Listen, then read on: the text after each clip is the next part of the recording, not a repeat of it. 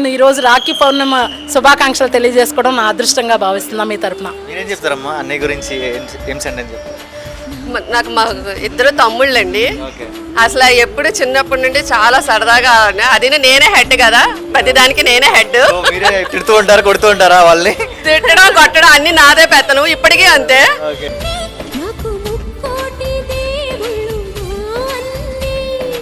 ఏదైనా కూడా ప్రతిరోజు ఫోన్ చేసి ఏం చేస్తున్నావు ఏంటి అని ప్రతిదీ ఇద్దరు కనుక్కుంటారు. అదేవిధంగా అసలు కష్టం అనేది నా దగ్గరికి రాకుండా వాళ్ళు చూసుకుంటారు.